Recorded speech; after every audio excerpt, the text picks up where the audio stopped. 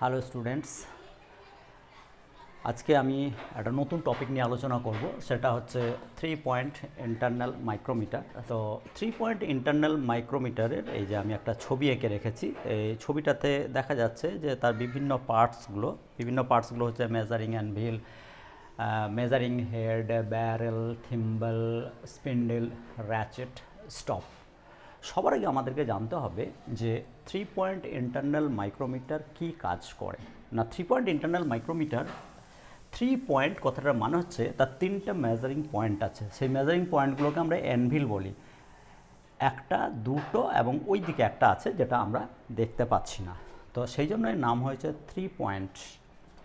Internal কথাটার মানে হচ্ছে ইন্টারনাল ডাইমেনশন মেজার করে। ইন্টারনাল ডাইমেনশন কথাটার মানে হচ্ছে যে ড্রিলিং মেশিনের সাহায্যে আমি ড্রিল করলাম, ড্রিল করার পরে কি হবে, জিনিসটা এরকম দাঁড়াবে, এই ধরনের হোল তৈরি হবে। এই যেমন হোল আছে, এই যে হোলটা আছে, এই ধরনের হোল তৈরি হবে। এই হোলটা যদি এই দিক থেকে পুরোটা এদিকে বেরিয়ে আসে, পুরোটাই যদি আমি হোল করি তাহলে সেটাকে বলা হয় থ্রু হোল। আর যদি পুরোটা হোল না করি তাহলে সেটাকে বলা হয় ব্লাইন্ড হোল। তাহলে এই 3 পয়েন্ট ইন্টারনাল মাইক্রোমিটার দিয়ে থ্রু হোল এবং ব্লাইন্ড হোল সেগুলোকে চেক করা হয়, তার ডায়ামিটার চেক করা হয়। এবং অবশ্যই একটা রেঞ্জে, যেমন এখানে রেঞ্জ লেখা আছে 6 থেকে 10 মিলিমিটার, অর্থাৎ এ 6 মিলিমিটারের নিচের ডায়ামিটার চেক করতে পারবে না এবং 10 মিলিমিটারের উপরের ডায়ামিটার চেক করতে পারবে না। তো 6 থেকে 10 রেঞ্জে যেটা আছে, তার মানে এই যে মেজারিং হেডটা আছে এর ডায়ামিটার হচ্ছে 6 মিলিমিটার। আর এনভিল যেগুলো আছে, মেজারিং এনভিল, এইগুলো 4 মিলিমিটার পর্যন্ত বেরিয়ে আসতে পারবে, অর্থাৎ 6 থেকে 10 মিলিমিটার পর্যন্ত এর ইন্টারনাল ডায়ামিটার মেজার করতে পারবে। আর কি করতে পারবে, এই যে হোল আছে সে হোলের কনসেন্ট্রিসিটি চেক করতে পারবে এবং পুরো কনসেন্ট্রিক আছে কি না সেটাও এটা সাহায্যে আমি চেক করতে পারবো। তো এর লিস্ট কাউন্ট কথাটা মনে হচ্ছে সর্বনিম্ন মাপ, সবচেয়ে কম মাপ কত নিতে পারবে, সেটা হচ্ছে 0.005 মিলিমিটার ইন মেট্রিক সিস্টেম। এবং এটা বিভিন্ন রেঞ্জে কিনতে পাওয়া যায়। যেমন এখানে আমি যেটা দেখিয়েছি সেটা হচ্ছে 6 থেকে 10 মিলিমিটার রেঞ্জের, আবার 4 থেকে 8 মিলিমিটার রেঞ্জে পাওয়া যায়, 10 থেকে 14 মিলিমিটার রেঞ্জেও কিনতে পাওয়া যায়। অর্থাৎ অ্যাকর্ডিং টু ইয়োর নিড, যেমন আমার দরকার সেই অনুযায়ী আমাকে এটা কিন্তু কিনতে হবে। কী দিয়ে তৈরি, এটা হচ্ছে ইনভার্ট স্টিল, আমি এখানটায় লিখে রেখেছি, এটা হচ্ছে ইনভার্ট স্টিলের তৈরি।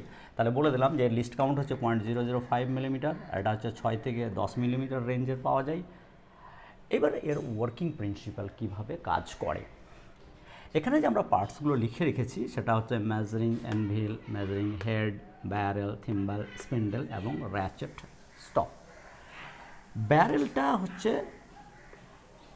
লিনিয়ার ডিভিশন আছে ব্যারেলটাতে, অর্থাৎ এইটা হচ্ছে ওর রেফারেন্স লাইন। এই যে আমি একটা দাগ কেটে রেখেছি, এটা হচ্ছে রেফারেন্স লাইন। এই রেফারেন্স লাইনের উপরে দাগ কাটা আছে, অর্থাৎ 6 থেকে 6, 7, 8, 9, 10 মিলিমিটার পর্যন্ত দাগ কাটা আছে, অর্থাৎ প্রতিটি ঘরের ভ্যালু হচ্ছে 1 মিলিমিটার। এবার ওই দুটো ঘরের মাঝে একটা করে দাগ কাটা আছে যাতে করে 0.5 মিলিমিটারকে রিড করতে পারে। অর্থাৎ এইটা দিয়ে, ব্যারেল দিয়ে লিনিয়ার ডিভিশন যেটা করা যাবে সেটা হচ্ছে 6, 6.5, 7, 7.5, 8 এইভাবে মেজারমেন্ট করা যাবে। এটা হচ্ছে থিম্বল। থিম্বলে আছে সার্কুলার ডিভিশন, অর্থাৎ থিম্বলটা যেটা আছে তো পুরো পেরিফেরিতে, অর্থাৎ পুরো পরিধিতে সমান দাগ কাটা আছে, 100টা দাগ কাটা আছে। কিন্তু এখানে দেখানো হয়েছে ওইভাবে 5, 10, 15, 20 এইভাবে 45, 50 পর্যন্ত দেখানো হয়েছে, কিন্তু দাগ কাটা আছে সমান 100টা। এইবার এইটা হচ্ছে স্পিন্ডেল। এই স্পিন্ডেলটা কিন্তু একদম ভিতরের দিকে এইভাবে ঢুকে গেছে, একদম ভিতরের দিকে এইভাবে ঢুকে গেছে, যেটা আমরা দেখতে পাচ্ছি না। তো এই যে স্পিন্ডেলের এই যে এন্ডটা, অর্থাৎ এই জায়গাটা যেটা মেজারিং অ্যানভিলের সঙ্গে যোগ হয়ে আছে, সেই জায়গাটা কিন্তু এইরকম দেখতে, এটা কোন শেপ, এইরকম দেখতে। অর্থাৎ স্পিন্ডেলটা হচ্ছে এরকম হচ্ছে স্পিন্ডেলটা। তো এই কোন শেপ থাকার জন্য কি হচ্ছে, এটা হচ্ছে স্প্রিং লোডেড, অর্থাৎ এটা স্প্রিংয়ের সাহায্যে প্রেশার দিলে স্প্রিং লোডেডটা হচ্ছে বেরিয়ে আসবে, আবার প্রেশার রিলিজ করে দিলে এই কিন্তু আবার ভিতরের দিকে ঢুকে যাবে। তো যখন আমরা এই থিম্বলটাকে ঘোরাবো, রোটেট করাবো, ক্লকওয়াইজ যখন ঘোরাবো, এভাবে যখন ক্লকওয়াইজ ঘোরাবো, তখন কি হবে, এই যে স্পিন্ডেলটা আছে স্পিন্ডেলটা বেরিয়ে আসবে এবং মেজারিং অ্যানভিলের উপরে প্রেসার দেবে। মেজারিং অ্যানভিলের উপর প্রেসার দিলে কী হবে, মেজারিং অ্যানভিলগুলো কিন্তু ইকুয়ালি বাইরের দিকে বেরিয়ে আসবে।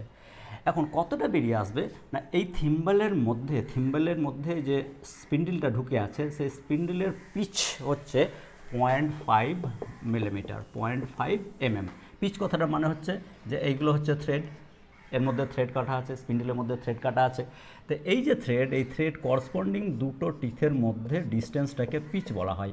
এই পিচটা হচ্ছে এই স্পিন্ডেলটার ক্ষেত্রে 0.5 mm, 0.5 মিলিমিটার। অর্থাৎ এটা দিয়ে কি বোঝাতে চাইছে যে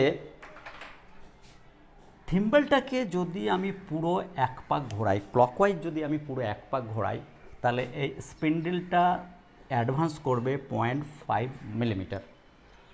এই ঠিক যদি অ্যান্টি ক্লকওয়াইজ যদি আমি ঘোরাই, তাহলে স্পিন্ডেলটা কি করবে, বাইরের দিকে বেরিয়ে আসার পরিবর্তে এটা ভিতরের দিকে ঢুকে যাবে। ক্লকওয়াইজ ঘোরালে এইদিকে আসবে, অ্যাডভান্স করবে, আর অ্যান্টি ক্লকওয়াইজ ঘোরালে এইদিকে সরে যাবে।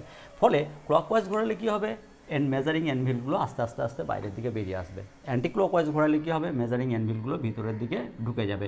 এই কোন শেপের জন্য এটা হবে। কোন শেপে হচ্ছে কি, যখন এই ডায়ামিটারটা আস্তে আস্তে বাড়বে তখন কি হবে, মেজারিং অ্যানভিলগুলো আস্তে আস্তে বাইরের দিকে বেরিয়ে আসবে। আবার যখন আমি অ্যান্টি ক্লকওয়াইজ ঘোরাবো তখন এই ডায়ামিটারটা আস্তে আস্তে কমতে আসবে, এই ভিতরের দিকে ঢুকে যাবে। ফলে কি হবে, ডায়ামিটারটা যেই কমতে লাগবে, এ স্প্রিং লোডেড বলে কি হবে, এ ভিতরের দিকে আস্তে আস্তে ঢুকে যাবে। এটাই হচ্ছে এর প্রিন্সিপাল। এখন লিস্ট কাউন্টটা আমি কি করে পাবো না, এই যে থিম্বলের মধ্যে হচ্ছে কি 100টা ডিভিশন আছে, 100টা ডিভিশন আছে থিম্বলের মধ্যে। এখন থিম্বলটা পুরো এক পাক ঘোরা কথাটা মানে হচ্ছে পুরো 100টা ডিভিশন ঘুরে আসা। এখন পুরো 100টা ডিভিশন ঘুরে এলে কী হবে, এর যে স্পিন্ডেলের যে পিচ আছে সেই পিচ অর্থাৎ 0.5 মিলিমিটার যে পিচ আছে সেইটা করবে কি 0.5 মিলিমিটার হয় বেরিয়ে আসবে অথবা 0.5 মিলিমিটার ঢুকে যাবে অ্যাকর্ডিং টু ইয়ার রোটেশন। এখন আমি ধরে নিচ্ছি যে 0.5 মিলিমিটার বেরিয়ে আসবে, 0.5 mm, অর্থাৎ 100টা ডিভিশনের জন্য 0.5 মিলিমিটারও বেরিয়ে আসছে। তাহলে একটা ডিভিশনের জন্য কত আসছে না 0.5/100। এই যে অর্থাৎ জিনিসটা কি দাঁড়ালো 0.005 mm। এটাই হচ্ছে এই মেজারিং ইনস্ট্রুমেন্টটার লিস্ট কাউন্ট। অর্থাৎ লিস্ট কাউন্ট কথাটা মনে হচ্ছে সবচেয়ে ছোট মাপ আমি কত নিতে পারবো। অর্থাৎ ব্যারেলের মধ্যে এই যে প্রত্যেকটা ঘরকে দেখা যাচ্ছে, প্রত্যেকটা ডিভিশন দেখা যাচ্ছে, এই প্রত্যেকটা ডিভিশনের ভ্যালু হচ্ছে 0.005 মিলিমিটার। মনে রাখতে হবে এটা হচ্ছে একটা ডাইরেক্ট মেজারিং ইনস্ট্রুমেন্ট এবং very precision measuring instrument. Precision কেন বলি, তার কারণ হচ্ছে 0.5 মিলিমিটারের নিচে অর্থাৎ 1 মিলিমিটারকে যদি 100 ভাগ বা 1000 ভাগ করে যদি তার একটা অংশকে আমরা মাপতে পারি তাহলে সেইগুলোকেই বলা হয় প্রিসিশন ইনস্ট্রুমেন্ট, যেগুলো সাধারণ ইনস্ট্রুমেন্টের সাহায্যে মাপা যায় না। তো এটা হচ্ছে প্রিসিশন ইনস্ট্রুমেন্ট এবং direct measuring instrument. Direct measuring মানে হচ্ছে সেই সমস্ত ইনস্ট্রুমেন্টগুলোকে আমরা ডাইরেক্ট মেজারিং ইনস্ট্রুমেন্ট বলবো যে ইনস্ট্রুমেন্টের গায়ে মার্কিং করা আছে, যেমন এগুলোতে মার্কিং করা আছে, সেই জন্য এটা হচ্ছে ডাইরেক্ট মেজারিং ইনস্ট্রুমেন্ট। এখন আমি এটার সাহায্যে কিভাবে মেজার করব, কোনো একটা মাপ নেব, কিভাবে আমি কোনো একটা মাপ নেব সেটা আমি একটা দেখাচ্ছি, দেখালে মোটামুটি জিনিসটা ক্লিয়ার হয়ে যাবে। হ্যাঁ, সাপোজ আমি এটা ডায়ামিটার মেজার করব, এটা এই যে হোলটা, এর হোলটার আমি ডায়ামিটার মেজার করব। এখন এটা যদি আমার ইন্টারনাল 3 পয়েন্ট ইন্টারনাল মাইক্রোমিটার হয়, আমি ইন্টারনাল মাইক্রোমিটারটাকে এভাবে ঢোকাবো এর ভিতরে। এখন যখনই আমি কোনো একটা জিনিসের ডায়ামিটার মেজার করতে যাব তখন প্রথমে আমাকে করতে হবে কি এর জিরো সেটিং করে নিতে হবে। জিরো সেটিং করার জন্য কি হয়, রিংস পাওয়া যায়, ক্যালিব্রেশন রিংস, যেগুলো একটা বক্সের মধ্যে থাকে, একসঙ্গে কিনলে একসঙ্গেই সবগুলো পাওয়া যাবে। রিং থাকবে, 2 বা 3টে রিং থাকে, একটা এক্সটেনশন রড থাকে, একটা স্ক্রু ড্রাইভার থাকবে, একটা স্প্যানার থাকবে, এই সমস্ত জিনিস এর সঙ্গে কিন্তু একসঙ্গে কিনতে পাওয়া যায়। তো প্রথমে জিরো সেটিং করে নিতে হবে। সেই জিরো সেটিং করার জন্য কি হবে, এটা যদি সেই জিরো সেটিং রিংটা হয়, ধরে নিলাম আমি এটা জিরো সেটিং রিং, এর গায়ে কিন্তু লেখা আছে, যেহেতু এর মিনিমাম ডাইমেনশন হচ্ছে 6 মিলিমিটার, সেই জন্য এর গায়ে লেখা থাকবে 6.0001 mm, হয়তো এরকম লেখা থাকবে এখানে দেখো, এবং লেখা থাকবে 20 ডিগ্রি সেন্টিগ্রেড, অর্থাৎ 20 ডিগ্রি সেন্টিগ্রেডে এর ভিতরকার ডায়ামিটার হচ্ছে 0.00012 মিলিমিটার। আমাকে প্রথমে করতে হবে কি, এই যে ইন্টারনাল মাইক্রোমিটারটা আছে, প্রথমে ইন্টারনাল মাইক্রোমিটারটাকে এখানে ঢুকিয়ে দিতে হবে, ঢুকিয়ে দিয়ে এই র্যাচেট স্টপটা অ্যানভিলটা দিয়ে থিম্বলটা দিয়ে করলে হবে না, র্যাচেট স্টপটাকে এইভাবে ঘোরাতে হবে। ঘুরিয়ে ঘুরিয়ে মেজারিং অ্যানভিলগুলো কী হবে, এর ইন্টারনাল বডিতে টাচ করে যাবে। যেই টাচ করবে তখন র্যাচেট স্টপটা ঘোরালে টিক টিক টিক টিক টিক টিক কিট কিট কিট কিট করে শব্দ হবে। সেই শব্দটা হলে বুঝতে হবে যে এ ওর সঙ্গে ঠিকঠাক টাচ করে গেছে, আর অ্যাডভান্স করবে না। তখন এখানকার দেখতে হবে যে এই যে থিম্বলের যে জিরো এবং ব্যারেলের যে রেফারেন্স লাইন, এটাকে রেফারেন্স লাইন বলা হয়, এই রেফারেন্স লাইন এবং জিরো একই লাইনে এসছে কিনা। যদি একই লাইনে এসে যায় তাহলে জানতে হবে মেজারিং ইনস্ট্রুমেন্টটা ঠিক আছে, অর্থাৎ জিরো এরর আছে। আর যদি না আসে, দেখা গেল জিরোটা এই বেসিক লাইন থেকে, বেস লাইন থেকে হয় এই দিকে সরে আছে বা এই দিকে সরে আছে, তখন কি করতে হবে, এই ব্যারেলের উপরে এইখানটাতে স্ক্রু ড্রাইভার দিয়ে এই জায়গাটা লুজ করার একটা ব্যবস্থা আছে, এই জায়গাটাতে এরকম একটা জায়গাতে। তো স্ক্রু ড্রাইভার দিয়ে ওটাকে তখন একটুখানি কী করতে হবে, এটাকে দিয়ে লুজ করে দিতে হবে। লুজ করলে কি হবে, এই ব্যারেলটা কিন্তু ঘুরতে শুরু করবে ব্যারেলটা। এবার ব্যারেলটাকে ঘুরিয়ে ঘুরিয়ে ঘুরিয়ে ঘুরিয়ে এই জিরোর সঙ্গে একদম একই লাইনে নিয়ে চলে আসতে হবে, এটাকে একই লাইনে নিয়ে চলে আসতে হবে। নিয়ে চলে আসার পরে করতে হবে কি, এটাকে দিয়ে আবার টাইট করে দিতে হবে, তাহলে জিরো সেটিং হয়ে যাবে। প্রথম কাজ হচ্ছে মেজারমেন্ট নেওয়ার আগে জিরো সেটিং করে নিতে হবে। অনেক সময় কি হয় যে এই যে হোলটা মাপছি, আমার এই হোলটার ডেপথ কম আছে, হ্যাঁ ডায়ামিটার বেশি আছে কিন্তু ডেপথ কম আছে, কিন্তু যদি এই হোলটা অনেক বড় হতো, এতটা যদি লম্বা হতো, তাহলে হয়তো কি এই 3 পয়েন্ট মাইক্রোমিটার দিয়ে আমি হয়তো সেটাকে ভিতরে ঢোকাতে পারতাম না, ও নাগাল পেত না। সেক্ষেত্রে হয় কি, বক্সের মধ্যে রাখা থাকে, বক্সের মধ্যে যেটা এক্সটেনশন রড রাখা থাকে, সেই এক্সটেনশন রডকে এই জায়গাগুলো খুলে, এই জায়গাগুলো খোলার ব্যবস্থা আছে স্প্যানার দিয়ে, স্প্যানারও আছে, স্প্যানার দিয়ে এই জায়গাগুলোকে খুলে নেওয়া হয়, নিয়ে খুলে নিয়ে এক্সটেনশন রডকে লাগিয়ে দিলে এটা আরও বড় হয়ে যাবে। যেই বড় হয়ে গেল তখন কিন্তু আমি যে কোনো যতটাই বড় হোক না, যদি আমার যদি এইটার গোটাটার যদি এই পর্যন্ত আমার যদি ভিতরে ইন্টারনাল মেজারটা করতে হয়, তাহলে কিন্তু সেটা ও ভিতরের দিকে তখন ঢুকে যাবে এক্সটেনশন রড লাগিয়ে দিয়ে। তাহলে আমি এক্সটেনশন রড লাগিয়ে দিয়ে আমি এটা করতে পারি। কিন্তু প্রথমেই মনে রাখতে হবে সেটা হচ্ছে যে আমাকে জিরো সেটিং কিন্তু করে তারপরে মেজারমেন্ট করতে হবে। এবার আমি কিভাবে মেজারমেন্টটা করব, মনে করো আমার এইরকম একটা হোল আছে, এই হোলটার আমি ডায়ামিটার মেজার করব, যে এই হোলটার ডায়ামিটার কত। প্রথমে করতে হবে কি, আমাকে মেন ডিভিশন নিতে হবে। 1 নম্বর মেন ডিভিশনটা আমি কোথায় পাবো, ব্যারেল থেকে, ফ্রম ব্যারেল। আমি দেখলাম যে এই যে আমার এটাকে থিম্বলটাকে আমি ঘোরাতে যখন এমনি করে ঘোরাবো, তখন থিম্বলটা কিন্তু ব্যারেলের মধ্যে ঢুকতে শুরু করবে। আমি ধরে নিচ্ছি যে ব্যারেলের মধ্যে ও এসে এইরকম জায়গাতে দাঁড়িয়ে গেল। তাহলে এইরকম জায়গাতে যখন দাঁড়িয়ে গেল, তখন তার মানে কি 6, 7, 7কে পেরিয়ে গেছে। এটা 7 নম্বর, এটা 6, এটা 7, এটা 8, এটা 9, এটা 10। তাহলে 6, 7কে পেরিয়ে গেছে, অর্থাৎ 7কে পেরিয়ে গেছে মানে হচ্ছে 7, যেটা পেরিয়ে গেল সেটা 7। তার মানে মেন ডিভিশন হচ্ছে 7 mm। এইবার এর সঙ্গে করা হয়েছে কি, এই যে রেফারেন্স লাইনটা আছে, রেফারেন্স লাইনের নিচে কিন্তু এই দুটোর মাঝে একটা করে দাগ কাটা আছে, সেটাকে সাব ডিভিশন বলা হয়। তাহলে আমাকে প্রথমে মেন ডিভিশনটা নিতে হবে, তারপরে 2 নম্বরে আমাকে নিতে হবে সাব ডিভিশন। সাব ডিভিশন হচ্ছে কি, যদি আমি দেখা গেল হয়তো যে এটা এখানে 6 আছে, 6 থেকে এখানে 7 আছে, 7 এইটাকে পেরিয়ে গেছে, এটাকে আমি দেখতে পাচ্ছি না। যদি এটাকে দেখতে পাই তাহলে 0, আর যদি এটাকে দেখতে না পাই তাহলে 0.5 এর সঙ্গে অ্যাড করতে হবে। তাহলে আমি এখানে অ্যাড করছি 0.5 mm, এটা পেয়ে গেলাম। তাহলে ব্যারেল থেকে আমি দুটো ডিভিশন পাবো, একটা main division above reference line, আর একটা sub division below reference line. এইবার আমাকে করতে হবে কি, থিম্বল ডিভিশন নিতে হবে। 3 নম্বর হচ্ছে থিম্বল ডিভিশন। কারণ আমরা জানি থিম্বলের এক একটা ঘরের ভ্যালু হচ্ছে 0.005 মিলিমিটার, এক একটা ঘরের ভ্যালু। এখন দেখা গেলো এটাকে থিম্বলটাকে আমি ঘুরিয়েছি ব্যারেলের মধ্যে, ঘুরিয়ে ঘুরিয়ে এই জিরোটা আর এখানে নেই। দেখা গেলো হয়তো এই যে লাইনটা আছে, বেস লাইনটা আছে, এই যে বেস লাইনটা আছে, এই বেস লাইনের সঙ্গে 30 নম্বর দাগটা মিলে গেছে, 30 নম্বর।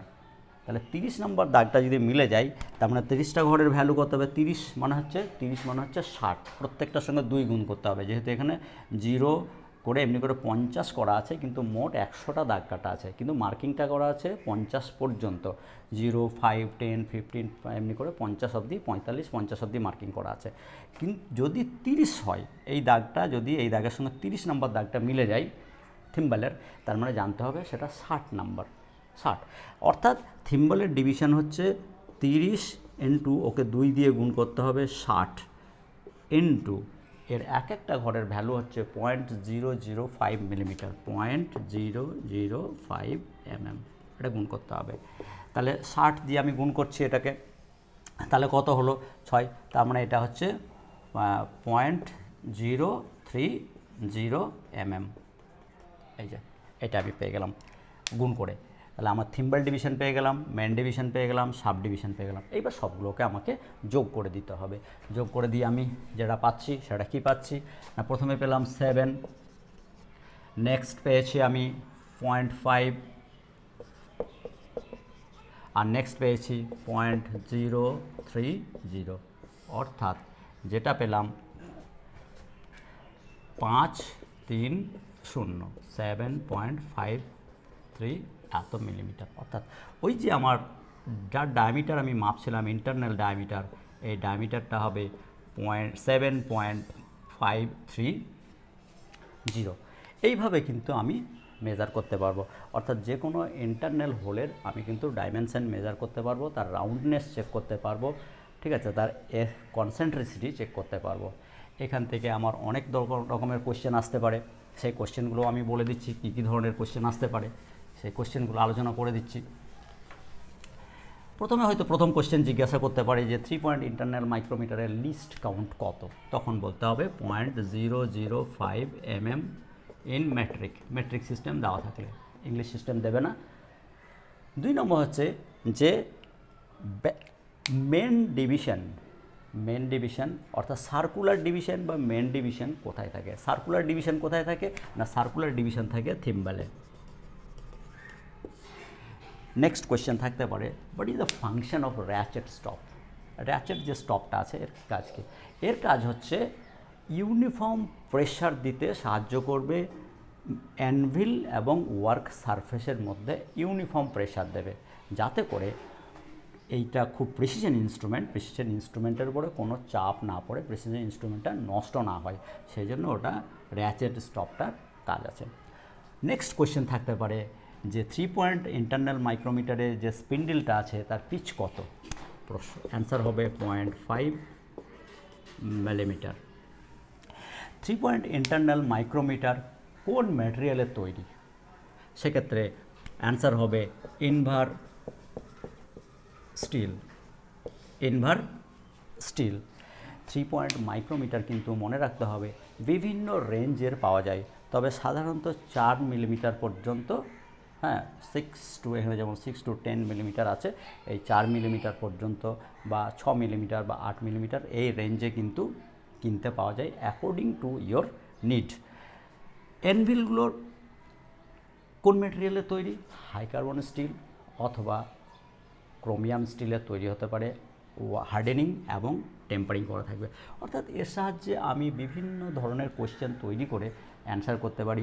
3 পয়েন্ট মাইক্রোমিটারের ফাংশন কি জিজ্ঞাসা করতে পারে, তার অপশান দেওয়া থাকবে, সেই অপশান থেকে আমরা কিন্তু উত্তর বের করে নিতে পারবো।